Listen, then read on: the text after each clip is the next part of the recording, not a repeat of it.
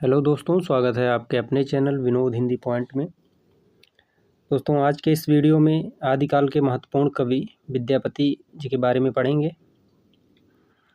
जो परीक्षा की दृष्टि से बहुत ही महत्वपूर्ण है। यूपी टीजीटी पीजीटी की परीक्षा हो, बिहार सेट की परीक्षा हो या फिर ईएमआरएस की परीक्षा हो, सभी परीक्षाओं की दृष्टि से विद्यापति जी से संबंधित जो महत्वपूर्ण प्रश्न हैं वो परीक्षा में उठाए जाते हैं। तो चलिए देर न करते हुए शुरू करते हैं आज का ये वीडियो। विद्यापति जी की जो रचनाएं हैं वह देखिए, इसमें मैथिल कोकिल की संज्ञा जो दी गई है विद्यापति को, यह जो है पदावली के आधार पर दी गई है। पदावली इनका महत्वपूर्ण ग्रंथ है और उसी रचना के आधार पर इन्हें मैथिल कोकिल कहा जाता है। विद्यापति के जन्म की बात की जाए तो 1380 ईस्वी में बिहार के दरभंगा के बिपसी गांव में हुआ था और इनकी मृत्यु जो है 1460 ईस्वी में हुई थी। ठीक है। विद्यापति ने संस्कृत, अवहट एवं मैथिली में कविताएं रची हैं। इनकी 3 प्रमुख भाषा है, संस्कृत, अवहट और मैथिल। मैथिल कोकिल इसीलिए कहा जाता है इन्हें। इनकी जो रचनाएं हैं, पदावली जो है मैथिली में लिखी गई है और कीर्तलता अवहट में, कीर्त पताका। ठीक है। विद्यापति की ये 3 रचनाएं जो परीक्षा की दृष्टि से बहुत ही महत्वपूर्ण है, तीनों बार बार पूछी जाती हैं। पदावली मैथिली भाषा में लिखी गई है, कीर्तिलता अवहट भाषा में और कीर्ति पताका। अब आगे बात करने वाले हैं उनकी जो संस्कृत भाषा में लिखी गई रचनाएं हैं। शैव सर्वसार, लिखनावली, प्रमाणभूत प्रमाण संग्रह, वर्षकृत, दान पत्तलक, गया पत्तलक, दुर्गा भक्ति तरंगिणी, विभाग सार, गंगा वाक्यावली, भू परिक्रमा, पुरुष परीक्षा, गोरक्ष विजय नाटक। पदावली, कीर्तिलता, कीर्ति पताका के साथ साथ इसमें जो है जो परीक्षा में पूछा जाता है, गोरक्ष विजय नाटक, पुरुष परीक्षा, भू परिक्रमा, यह भी तीनों बहुत महत्वपूर्ण है। ये जितनी रचनाएं हैं ये संस्कृत भाषा में लिखी गई हैं। आगे बढ़ते हैं। जो इनकी रचना है पुरुष परीक्षा, जो संस्कृत भाषा में लिखी गई है, इसका जो आधार है यह ज्योतिष शास्त्र से संबंधित है। ठीक है। पुरुष परीक्षा, परीक्षा में कभी पूछ ले कि विद्यापति की कौन सी रचना ज्योतिषी शास्त्र से संबंधित है, तो वह है पुरुष परीक्षा। पुरुष परीक्षा यह ज्योतिष शास्त्र से संबंधित है। उसके बाद है दुर्गा भक्ति तरंगिणी। यह रचना जो है विद्यापति के पिता गणपति ठाकुर की अधूरी रचना है, जिसे विद्यापति ने पूर्ण की। यह भी बहुत महत्वपूर्ण है। विद्यापति की कौन सी रचना है, विद्यापति के पिता द्वारा रचित जो दुर्गा भक्ति तरंगिणी है वह अधूरी रह गई थी, विद्यापति ने उसे पूरा किया। अगला है जो गोरक्ष विजय नाटक।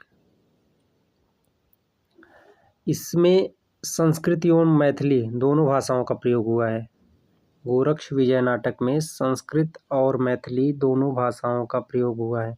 इस वीडियो में विद्यापति से संबंधित जितने भी महत्वपूर्ण तथ्य हैं, कोई तथ्य छूटा नहीं है, सभी महत्वपूर्ण तथ्यों को इस वीडियो में रखा गया है। तो गोरक्ष विजय नाटक जो है यह मैथिली और संस्कृत दोनों भाषाओं में लिखा गया है। विद्यापति को हिंदी का पहला नाटककार कहा जाता है। गोरक्ष विजय नाटक के आधार पर इनकी जो रचना है गोरक्ष विजय नाटक, इसी रचना के आधार पर विद्यापति को हिंदी का पहला नाटककार कहा जाता है। कीर्तिलता और कीर्ति पताका में कवि का दरबारी रूप दिखाई देता है। यह दोनों वीर रस में लिखी गई परिस्थितियां हैं। ठीक है। कीर्तिलता और कीर्ति पताका जो है यह दोनों वीर रस में लिखी गई हैं।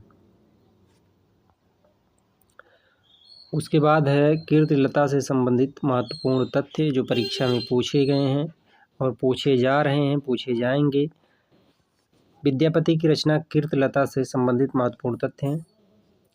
हरप्रसाद शास्त्री ने नेपाल के राजकीय पुस्तकालय से कीर्तलता की खोज की।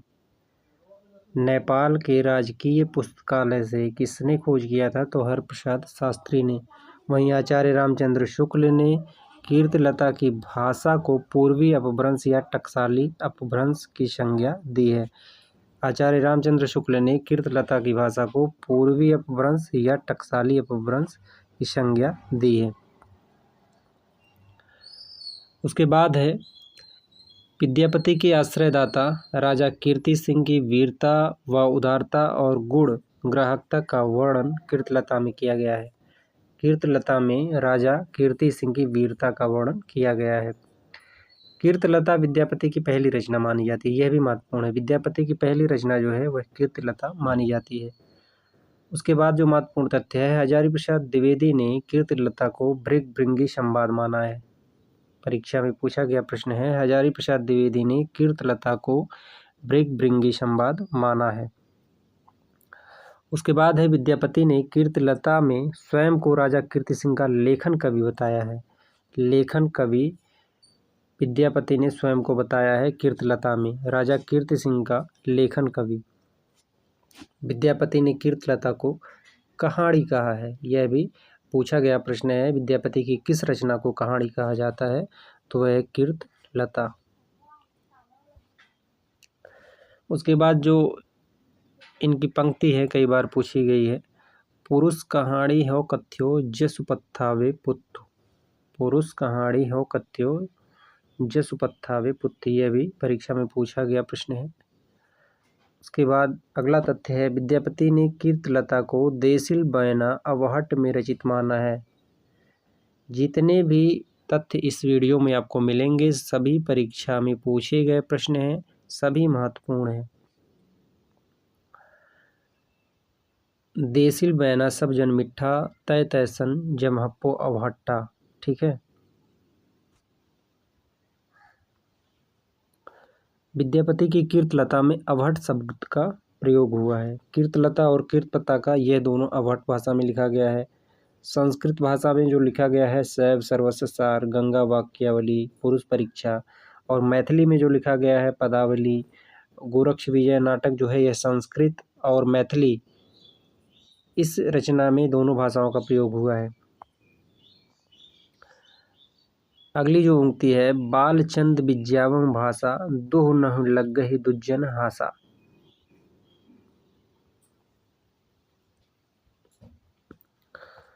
पदावली से संबंधित महत्वपूर्ण तथ्य हैं। पदावली विद्यापति की ख्याति का आधारभूत ग्रंथ है। पदावली विद्यापति की ख्याति का आधारभूत ग्रंथ है। विद्यापति मूलतः शैव भक्त हैं। विद्यापति मूलतः शैव भक्त हैं, लेकिन राम कृष्ण के प्रेम में रमे हैं। इसमें भक्ति व श्रृंगार रस दोनों देखा जाता है। अब जो महत्वपूर्ण तथ्य है, महत्वपूर्ण कथन कहा गया है निराला द्वारा, निराला ने पदावली को नागिन की मादक लहर कहा है। निराला ने पदावली को नागिन की मादक लहर कहा है। पदावली की भाषा मैथिली है और पदावली एक गीत काव्य है। पदावली की भाषा मैथिली है और पदावली एक गीत काव्य है। इसी रचना के आधार पर विद्यापति को मैथिल कोकिल कहा गया है। ठीक है, पदावली के आधार पर इन्हें मैथिल कोकिल कहा जाता है। अगला जो तथ्य है, पदावली स्वांत सुखाय रचना है। इसमें राजा शिव सिंह एवं लखिमा देवी का प्रतीकार्थ उल्लेख मिलता है। अब बात करने वाले हैं रहस्यवादी कवि मानने वाले विद्वान कौन हैं। तो विद्यापति को रहस्यवादी कवि जो मानते हैं वह जॉर्ज ग्रियर्सन है। ठीक है, विद्यापति को रहस्यवादी कवि मानने वाले विद्वान हैं जॉर्ज ग्रियर्सन। उसके बाद विद्यापति को श्रृंगारी कवि किसने माना है? तो श्रृंगारी कवि में है आचार्य रामचंद्र शुक्ल, राम कुमार वर्मा, राम वृक्ष बेनीपुरी, डॉक्टर बच्चन सिंह और हरप्रसाद शास्त्री। यह 5 कवि जो है विद्यापति को श्रृंगारी कवि मानते हैं। एक बार फिर से आप देख लीजिए, आचार्य रामचंद्र शुक्ल, राम कुमार वर्मा, राम वृक्ष बेनीपुरी, डॉक्टर बच्चन सिंह, हरप्रसाद शास्त्री।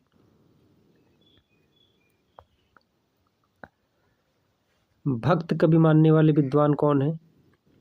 तो भक्त कवियों में जो नाम आता है वह है हजारी प्रसाद द्विवेदी, चैतन्य महाप्रभु और श्याम सुंदर दास। यह 3 कवि जो है विद्यापति को भक्त कवि मानते हैं। आचार्य रामचंद्र शुक्ल की महत्वपूर्ण पंक्ति जो एक बार नहीं 20 बार परीक्षा में पूछा गया है। आचार्य रामचंद्र शुक्ल विद्यापति को श्रृंगारी कवि मानते हैं, यह आप पढ़ चुके हैं। उनकी जो महत्वपूर्ण पदावली के संदर्भ में उन्होंने जो कहा है, आध्यात्मिक रंग के चश्मे आजकल बहुत सस्ते हो गए हैं। यह जो कथन है यह आचार्य रामचंद्र शुक्ल का है। आध्यात्मिक रंग के चश्मे आजकल बहुत सस्ते हो गए हैं, उन्हें चढ़ाकर जैसे कुछ लोगों ने गीत गोविंद को आध्यात्मिक संकेत बताया है, वैसे ही विद्यापति के इन पदों को भी बताया है। यह पदावली के संदर्भ में आचार्य रामचंद्र शुक्ल ने कहा है। वहीं डॉक्टर बच्चन सिंह कहते हैं विद्यापति के संबंध में, विद्यापति को भक्त कवि कहना उतना ही मुश्किल है जितना खजुराहे के मंदिरों को आध्यात्मिक कहना। विद्यापति को भक्त कवि कहना उतना ही मुश्किल है जितना खजुराहों के मंदिरों को आध्यात्मिक कहना। उसके बाद हरप्रसाद शास्त्री कहते हैं विद्यापति को पंचदेवोपासक माना है। हरप्रसाद शास्त्री ने विद्यापति को क्या माना है? पंचदेवोपासक। विद्यापति की जो उपाधियां हैं, मैथिल कोकिल पदावली के आधार पर इन्हें कहा गया है। अभिनव जयदेव कहा जाता है, यह उपाधि राजा शिव सिंह ने दी थी। लेखन कवि कहा जाता है, खेलन कवि कहा जाता है, वैसंधि के कवि कहा जाता है, दशावधान और कवि कुलकंठार, यह विद्यापति की उपाधियां हैं। उसके बाद जो विद्यापति से संबंधित महत्वपूर्ण तथ्य हैं, विद्यापति आदिकाल में समन्वय के कवि माने जाते हैं। आदिकाल में समन्वय के कवि माने जाते हैं। यह आदिकाल को भक्ति काल से जोड़ने वाले सेतु हैं। आदिकाल को भक्ति काल से जोड़ने वाले सेतु विद्यापति हैं। हिंदी में गीत काव्य परंपरा का या कृष्ण गीत काव्य परंपरा का विद्यापति ने सबसे पहले प्रवर्तन किया है। ठीक है, गीत काव्य परंपरा, कृष्ण गीत काव्य परंपरा का प्रवर्तन करने वाले विद्यापति ही है। विद्यापति हिंदी के ऐसे पहले कवि हैं जिनकी कविता में भक्ति, श्रृंगार एवं वीर रस की त्रिवेणी प्रवाहित होती है। विद्यापति हिंदी के पहले कवि हैं जो भक्ति, श्रृंगार एवं वीर रस की त्रिवेणी प्रवाहित होती है, जिनकी रचनाओं में भक्ति है, श्रृंगार है, वीर रस। ठीक है, अगला जो है भ्रमर गीत परंपरा की तरफ संकेत करने वाले पहले कवि विद्यापति ही हैं। बाद में भ्रमर गीत परंपरा को व्यवस्थित शुरुआत सूरदास ने दी थी। यह भी बहुत ही महत्वपूर्ण है। भ्रमर गीत परंपरा की तरफ संकेत करने वाले पहले कवि विद्यापति ही हैं। बाद में भ्रमर गीत परंपरा की व्यवस्थित शुरुआत सूरदास ने। विद्यापति की पदावली में भक्ति और श्रृंगार की द्वंद्वात्मक परंपरा शुरू हुई। उसके बाद है विद्यापति की राधा का स्वरूप पर किया है। विद्यापति की राधा का स्वरूप पर किया है। इनके प्रिय कवि जयदेव हैं। इनका प्रिय ग्रंथ जयदेव का गीत गोविंद है। ठीक है, इनका जो प्रिय ग्रंथ है जयदेव द्वारा रचित गीत गोविंद है। विद्यापति दरबारी कवि थे और उनके प्रत्येक पद पर उनका दरबारी रूप हावी है। विद्यापति की कविता श्रृंगार व विलास के रूप में है और मूलतः श्रृंगार रस का प्रयोग किया गया है। वहीं डॉक्टर श्याम सुंदर दास कहते हैं विद्यापति के वैष्णव साहित्य के प्रथम कवि विद्यापति हैं। डॉक्टर श्याम सुंदर दास जो है वैष्णव साहित्य के प्रथम कवि विद्यापति को मानते हैं। उनकी रचनाएं राधा कृष्ण के पवित्र प्रेम से ओतप्रोत हैं। वैष्णव साहित्य के प्रथम कवि मानने वाले श्याम सुंदर दास हैं जो विद्यापति को मानते हैं। ठीक है, इस वीडियो में विद्यापति से संबंधित जितने भी महत्वपूर्ण तथ्य थे, कथन, पंक्ति, रचनाएं, उपाधियां, सभी को रखा गया है जो परीक्षा की दृष्टि से बहुत ही महत्वपूर्ण है। अगर आपको वीडियो पसंद आया हो तो वीडियो को आप शेयर कर दीजिए। चैनल पर नए हैं तो चैनल को सब्सक्राइब कर लीजिए। EMRS की जो परीक्षा होने वाली है उसमें विद्यापति से संबंधित महत्वपूर्ण प्रश्नों को पूछा जाएगा, क्योंकि सिलेबस में लगा हुआ है। बाकी अन्य परीक्षाओं में भी विद्यापति से संबंधित महत्वपूर्ण प्रश्न आते रहते हैं। मिलते हैं अगली वीडियो में नए तथ्यों के साथ। तब तक के लिए नमस्कार।